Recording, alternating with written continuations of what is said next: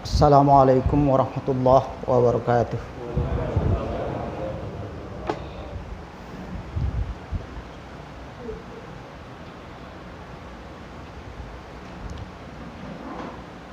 Alhamdulillahilladzi hadana lihada wa ma kunna linahtadiya laula an hadanallah. Laqad ja'at rusulu rabbina bil haqq wa nudu an tilkumul jannah uristumuha bima kuntum ta'malun. Asyhadu an la ilaha illallah wahdahu la syarikalah wa asyhadu anna Muhammadan abduhu wa rasuluhu la nabiyya ba'da. Allahumma salli wa sallim wa barik ala Muhammad wa ala alihi wa sahbihi ajmain, amma ba'd. Wa qala Allah ta'ala fil Qur'anil Karim, a'udzu billahi minasy syaithanir rajim. Bismillahirrahmanirrahim. Ya ayyuhalladzina amanu taqullaha haqqa tuqatih wa la tamutunna illa wa antum muslimun. Wa qala aidan wasta'inu bis sabri was salat wa innaha lakabiratun illa 'alal khasiin.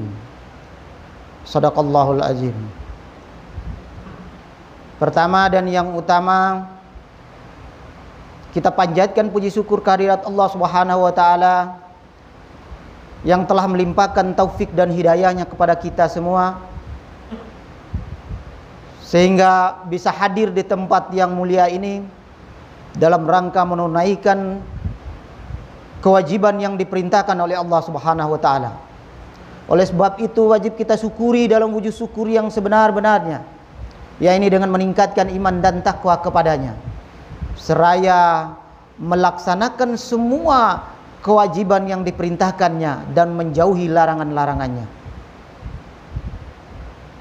Salawat serta salam semoga dicurahkan kepada junjungan kita Nabi Muhammad Rasulullah sallallahu alaihi wasallam beserta keluarga dan para sahabatnya serta pengikut-pengikutnya yang senantiasa konsekuen dan istiqomah dalam mengikuti tuntunannya.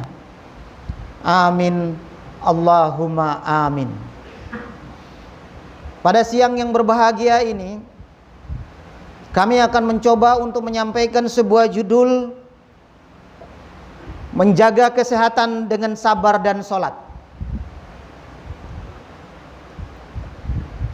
Akhir-akhir ini, baik dari profesor-profesor muslim maupun profesor-profesor yang dari orientalis barat, mereka sangat giat untuk melakukan penelitian tentang sholat. Secara garis besar, kalau kita mengatakan aneh rasanya, orang dari Kristen Katolik meneliti tentang sholat. Subhanallah, ini luar biasa yang dilakukan oleh peneliti barat, sehingga mereka mendalami Islam. Apabila mereka tidak masuk Islam, mungkin anaknya masuk Islam. Apabila anaknya tidak masuk Islam, mungkin cucunya akan masuk Islam. Saudara-saudara kaum muslimin yang dimuliakan oleh Allah Subhanahu wa taala, kita mengawali dari firman Allah Subhanahu wa taala di surat Al-Baqarah ayat yang ke-45. Allah berfirman, "Wasta'inu bis sabri was salah wa innaha lakabiratun illa 'alal khasiin." Dan mohonlah pertolongan kepada Allah dengan sabar dan sholat. Sesungguhnya sholat itu benar-benar berat, kecuali bagi orang-orang yang khusyuk. Dalam hal ini Imam Ibnu Majah meriwayatkan bahwa Rasulullah sallallahu alaihi wasallam bersabda, Allah Subhanahu wa taala berfirman di dalam hadis qudsi, "Wahai anak Adam, jika kamu bersabar dan ikhlas saat tertimpa musibah, Aku tidak akan memberimu kecuali surga. Bersabar memberikan ketenangan jiwa. Orang yang sabar tidak akan terjerumus pada keburukan. Dia memiliki pikiran positif yang akan berdampak pada jasmani dan rohaninya. Dengan demikian, orang sabar akan cenderung sehat. Orang sabar tersaring daripada keburukan-keburukan dunia ini. Sedangkan salat dinyatakan oleh Profesor Dr. Amir Saleh dan Dr. Ahmad Saleh PhD dalam bukunya yang berjudul Sihatuka fi Sholatik, yang sudah diterjemahkan oleh tim Quran Institute dengan judul Sehat dengan Salat, bahwa salat adalah klinik berjalan bagi setiap orang yang berupaya menemukan ketenangan dan mengembalikan kesetaraan tubuhnya. Sungguh benar ketika Nabi SAW menyampaikannya kepada Bilal bin Rabah, wahai Bilal, dirikanlah salat, buatlah kami segar dengannya, buatlah kami tersenyum dengannya. Hadis di dalam riwayat Abu Daud.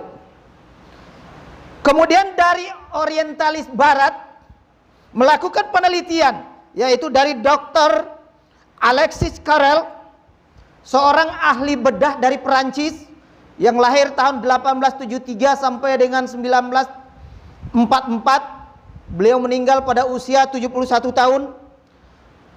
Melakukan penelitian dan berkata, salat adalah merupakan pemicu energi terbesar yang diketahui sampai detik ini.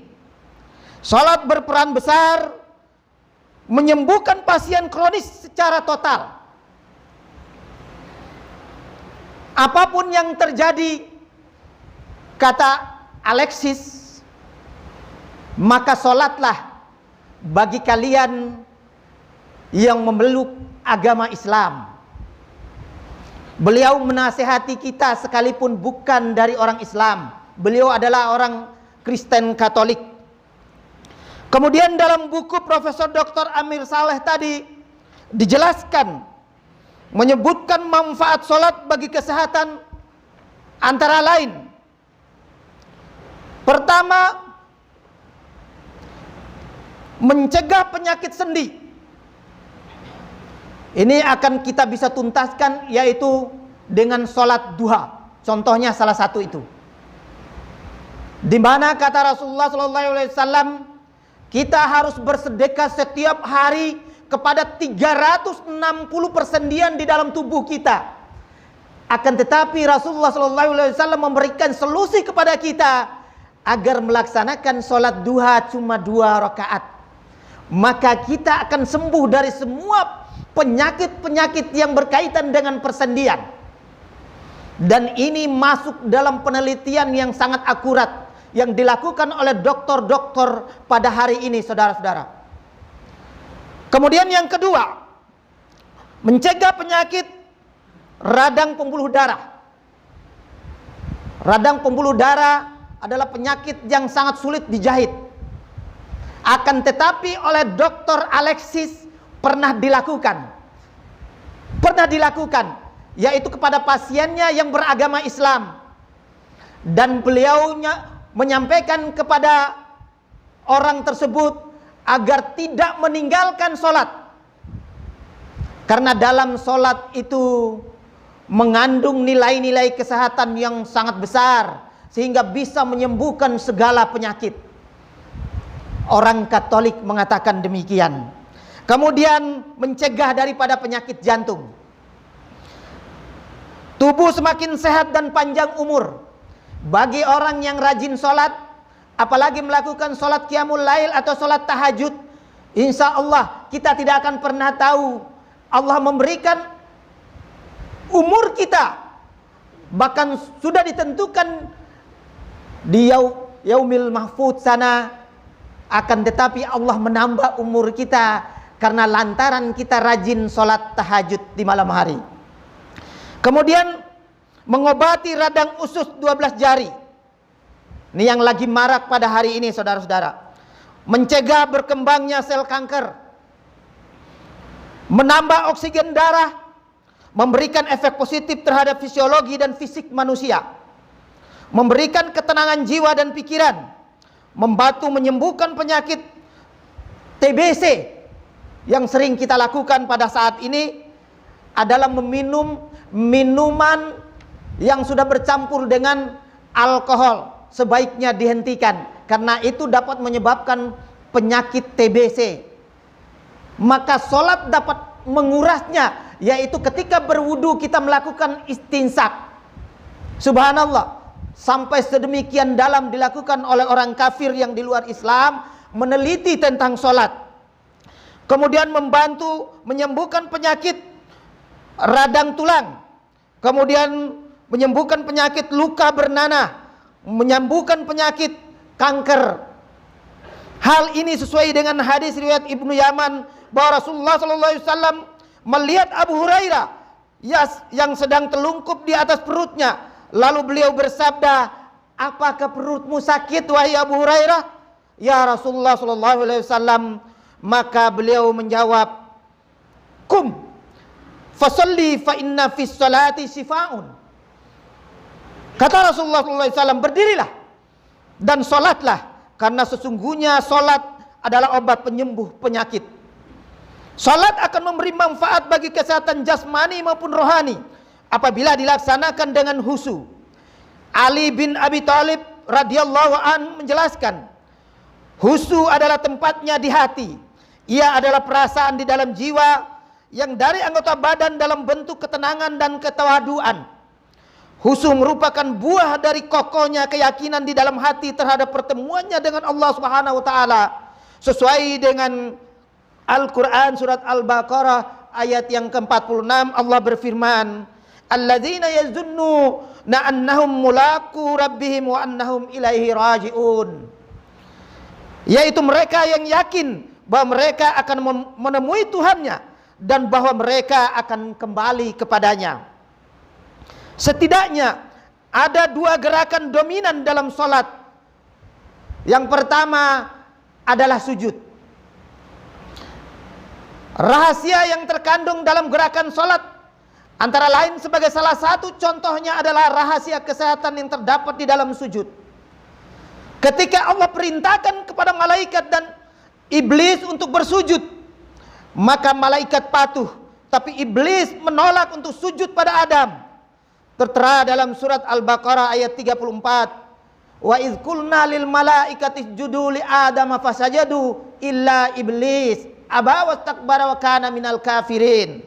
Ingatlah ketika kami berfirman kepada para malaikat, sujudlah kamu kepada Adam, maka mereka pun sujud kecuali iblis. Ia menolaknya dan menyombongkan diri, dan ia termasuk golongan orang-orang kafir. Iblis sebagaimana malaikat juga menerima perintah dari Allah Subhanahu wa taala untuk bersujud kepada Adam. Iblis berasal dari golongan jin. Mereka sebelumnya adalah imamnya para malaikat, akan tetapi iblis adalah makhluk yang pertama kali ingkar kepada Allah Subhanahu wa taala.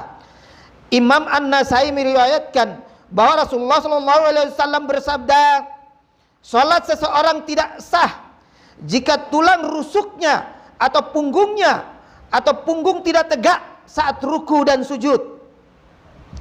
Kemudian dikutip dari laman merdeka.com, terdapat beberapa manfaat bagi kesehatan, antara lain melancarkan persalinan bagi perempuan yang akan melahirkan. Kemudian yang kedua, mencegah bayi sungsang. Kemudian yang ketiga, meningkatkan aliran oksigen dan kesehatan jantung. Kemudian yang keempat, melancarkan pencernaan. Kemudian yang kelima, meningkatkan aliran getah bening. Kemudian yang keenam, menjaga kelenjar susu. Dan yang ketujuh, meningkatkan kecerdasan. Yang kedelapan, menguatkan otot. Yang kesembilan, menghilangkan sakit kepala dan nyeri, mengobati insomnia, mencegah hernia, mengatasi stres, dan lain sebagainya. Kemudian yang kedua, yaitu ruku. Yaitu adalah merupakan gerakan dominan pelentur jasmani. Posisi ruku yang sempurna bermanfaat menjaga kesempurnaan posisi punggung sebagai penyangga tubuh dan pusat saraf, dan posisi jantung sejajar dengan otak, sehingga bagian tengah badan kita bisa teraliri darah dengan sempurna. Dalam Al-Quran, Allah Subhanahu wa ta'ala memerintahkan untuk sholat. Wa aqimis sholat wa atuz zakat warka'u ma'ar raki'in. Dan dirikanlah sholat, tunaikanlah zakat, dan rukulah berserta orang-orang yang ruku. Dalam berbagai tafsir ayat ini banyak ditemukan bahwa sholat berkaitan dengan kesehatan, yaitu mal kita, zakat kita, infak kita, dan ruku serta sujud kita di hadapan Allah Subhanahu wa ta'ala. Semuanya adalah bernilai kesehatan di hadapan Allah Subhanahu wa ta'ala, dan kita akan dikuatkan oleh Allah Subhanahu wa ta'ala dengan lantaran sholat. Dikutip dari Frida Gates, maka dapat disimpulkan beberapa manfaat ruku, antara lain mencegah melekatnya tulang kelangkang dan tulang tungging, kemudian membuat ruas tulang belakang atau disebut vertebrata akan tetap berada dalam kondisi prima, karena persendian di antara ruas-ruas tulang belakang tetap lemah dan lentur. Ditulis oleh Profesor Dr. Haji Muhammad Hembing Wijaya Kusuma. Dengan adanya peregangan dan pergerakan otot-otot dan tendon urat daging di sekitar ruas tulang belakang, ruku dapat menghindarkan diri dari penyakit pada ruas tulang belakang. Kemudian sebagai latihan kemih untuk penjagaan keluhan prostat, pelurusan tulang belakang, dan mengempiskan ginjal dan menekan buli-buli tempat penampungan kemih. Hal ini dapat memperlancar kemih. Ditulis oleh Dr. Bahar Ajwar SPB Ong. Kemudian yang kelima, memperlancar peredaran darah ke kepala. Dengan posisi leher lebih rendah dari perut dan dada, ruku dapat membuat peredaran darah menjadi lebih lancar ke arah kepala, dan bersama-sama dengan itu aliran getah bening untuk daya tahan tubuh pun menjadi lancar dan kuat. Secara psikologi, ruku mewakili arti penting hubungan diri dengan Allah Subhanahu wa ta'ala. Sikap ruku yang berada di tengah ketiga gerakan utama solat adalah simbol dari kepatuhan dan ketaatan. Ruku juga merupakan salah satu gerakan inti solat, karena hitungan satu rakaat hanya mempunyai satu ruku. Ditulis oleh Budi Darmawan, Psikologi. Dalam satu hari satu malam kita melaksanakan ruku 17 kali, dan langsung manfaat bisa kita raih dari posisi ruku ini. Maka jangan ragu Anda untuk melaksanakan solat, sebab ternyata di dalam solat banyak sekali manfaat yang kita ambil. Tetapi bukan bermaksud untuk solat hanya mengharapkan sehat semata-mata. Akan tetapi solat adalah kewajiban yang difardukan bagi kita sebagai seorang muslim yang taat, yang hanya mengharapkan ridha Allah Subhanahu wa ta'ala, sehingga menjadi mukmin yang sejati. Kata Rasulullah SAW, kunci kesehatan kita adalah di hati. Sebagaimana sabdanya, ala wa inna fil jasadi mudghah, idza salahat salahal jasadu kulluh, wa idza fasadat fasadal jasadu kulluh, ala wahyal qalb. Ingatlah bahwa di dalam jasad itu ada segumpal daging. Jika baik, maka baik juga seluruh jasadnya. Jika ia rusak, maka rusak pula seluruh jasadnya. Ketahuilah bahwa ia adalah hati atau jantung. Hadis riwayat Bukhari nomor 52. Oleh sebab itulah, maka orang yang khusyuk dalam sholatnya selalu sehat jasmani dan rohaninya. Semoga kita termasuk orang-orang yang khusyuk. Amin. Barakallahu li wa lakum fil Qur'anil azim wa nafa'ni wa iyyakum fihi minal ayati wa zikril hakim wa taqabbala minni wa minkum tilawatahu innahu huwal ghafurur rahim.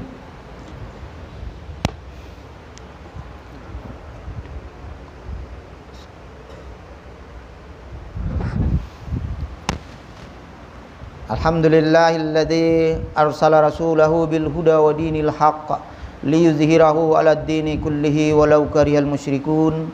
Asyhadu an la ilaha illallah wahdahu la syarikalah wa asyhadu anna Muhammadan abduhu wa rasuluhu la nabiyya ba'da.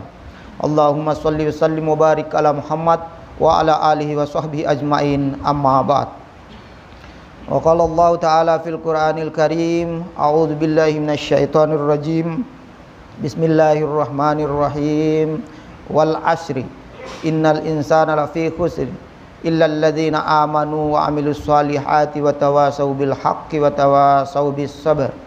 Qala aidan innallaha wa malaikatahu yusalluna 'alan nabi ya ayyuhalladzina amanu sallu 'alaihi wa sallimu taslima. Allahumma shalli wa sallim wa barik ala Muhammad wa ala alihi wa sahbihi ajmain. Pada khutbah yang kedua ini mari kita tundukkan hati kita, pikiran kita untuk bermunajat pada Allah Subhanahu wa taala. Allahumma ighfir lil mu'minina wal mu'minat wal muslimina wal muslimat al ahya'i minhum wal amwat innaka sami'un qaribun ujibud da'wat ya qadiyal hajat. Rabbana hab lana min azwajina wa dzurriyyatina qurrata a'yun waj'alna lil muttaqina imama. Rabbana taqabbal minna innaka antas samiul alim wa tub 'alaina innaka antat tawwabur rahim. Rabbana zalamna anfusana wa illam taghfir lana wa tarhamna lanakunanna minal khasirin. Rabbana atina fid dunya hasanah wa fil akhirati hasanatan wa qina adzabannar.